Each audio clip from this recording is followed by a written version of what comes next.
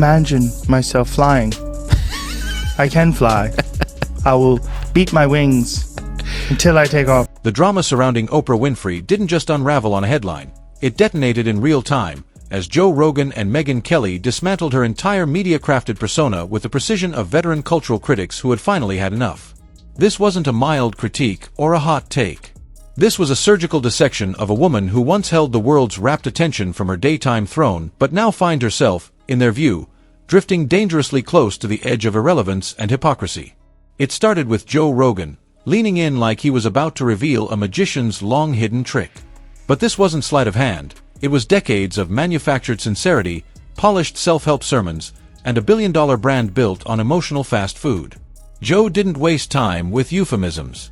He called Oprah's empire what he believed it truly was, a feel-good cult disguised as empowerment, a self-help industry carefully curated by a woman whose struggles are now as distant as the gated mansion she calls home. Joe took specific aim at The Secret, Oprah's most infamous gift to the cultural zeitgeist, a pseudo-scientific doctrine that insisted belief could shape reality. For Joe, this wasn't just delusional, it was dangerous. Schoolgirl affectations and body movements. Like, okay, ready? Here it is. Like, okay. He mocked the absurdity of vision boards and manifestation gurus who promised transformation if you just wished hard enough.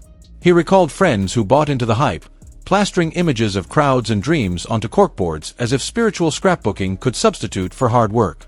"Oh boy," he said, voice dripping with sarcasm. "This is so not how it works." And Oprah? She wasn't just the messenger. She was the Messiah. With each book she touched, each expert she hosted, Joe argued she created new icons, elevating self-appointed healers into household names without a shred of skepticism.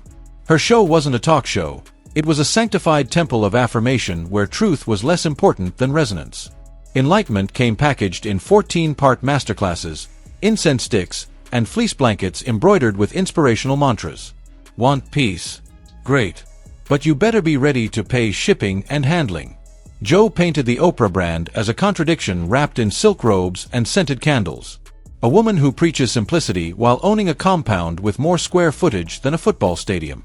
When that was taking hold with people, when I had friends that were telling me that The Secret is real, who champions vulnerability while surrounding herself with lighting designers and sound therapists to choreograph every authentic moment.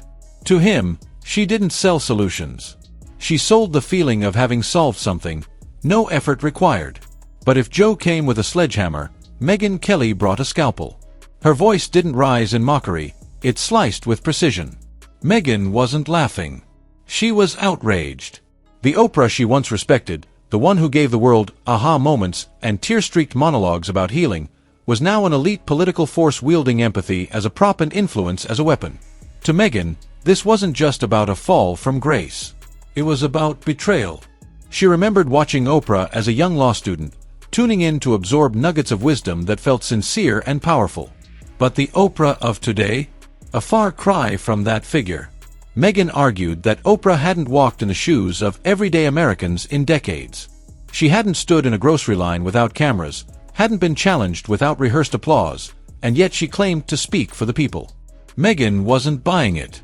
They imagined they were going to fulfill these childhood dreams that they had about whatever, being a... Oprah stopped being a mirror of her audience, she declared. Now she's a mirror of their fantasies. The performative empathy, the carefully choreographed activism, the spiritual guidance delivered from manicured gardens, Megyn called it out as nothing more than strategic branding. She didn't accuse Oprah of being heartless. She accused her of being calculated. A master of appearing compassionate while maintaining a lifestyle so far removed from the people she claims to uplift that it bordered on satire. She didn't just show Oprah was out of touch.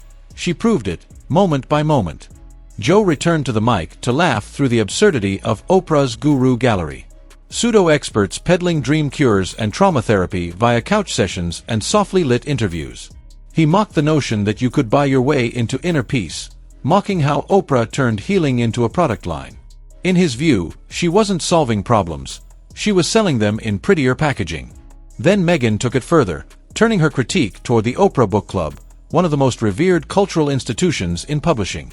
To Megyn, it wasn't a celebration of literature, It was a monopoly of taste.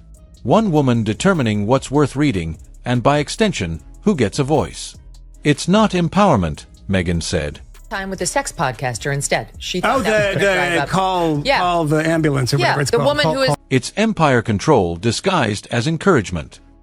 But more dangerous than the control, they argued, was the silence. Both Joe and Megyn dissected Oprah's tendency to vanish when the moment didn't suit her brand. Justice for all, unless the story didn't fit the optics. In those moments, she didn't speak. She pivoted, smiled, waited for the storm to pass before rolling out her next big idea, her next series, her next spiritual awakening. They weren't just talking about missed interviews or failed endorsements. They were talking about real-world consequences. Like the woman with terminal cancer who followed The Secret instead of seeking treatment, who believed so deeply in Oprah's curated version of reality that she chose belief over medicine and lost her life. That wasn't just poor judgment. That, to Megyn and Joe, was a tragedy made possible by unaccountable influence. talking Call about the daddy how about to the use ambulance. dildos a week earlier. Don't stop insulting her. That sounds. Then came the final blows. Joe and Megyn tackled Oprah's involvement in political endorsements. The billionaire who once handed out cars now handing out candidates, as if understanding everyday American struggles could be gleaned from a teleprompter. Joe rolled his eyes at the absurdity. Oprah doesn't support people, he said. She curates them. And yet, through all this, Megyn left a thread of redemption. This wasn't about hate. It was about disillusionment. A call to recognize that Oprah, like any public figure, must be held accountable for the influence she wields. That behind the velvet drapes and soft lighting stands a human being who must answer to the people she shaped, the culture she shifted, and the contradictions she embodies. Joe wasn't done either. He ridiculed the legacy Oprah unintentionally left behind, the influencers she spawned. Every suburban mom with a ring light now channeling her inner Oprah, complete with breathy advice and pastel-colored therapy sessions disguised as life coaching. The cult of curated vulnerability, each one claiming authenticity while pitching a product. Whatever it would be. There's a couple people that I knew that were trying to tell me that The Secret was going to... And when Megyn returned, she set her sights on Oprah's newest venture, trying to mass-produce authenticity as a streaming series. She described the absurdity of scheduled soul-searching, of choreographed mindfulness sessions filmed at golden hour, of birdsong played from hidden speakers while Oprah waxes poetic about being present. It wasn't real, Megyn said. It was production, scripted relatability. And finally, the world was waking up. By the end, they didn't just roast Oprah, they cracked the code. They peeled back the branding, the contradictions, the strategic compassion, and the echo chamber of applause. They called for a culture that stops worshiping charisma and starts demanding clarity, where fame isn't mistaken for wisdom, and emotional packaging doesn't override intellectual scrutiny.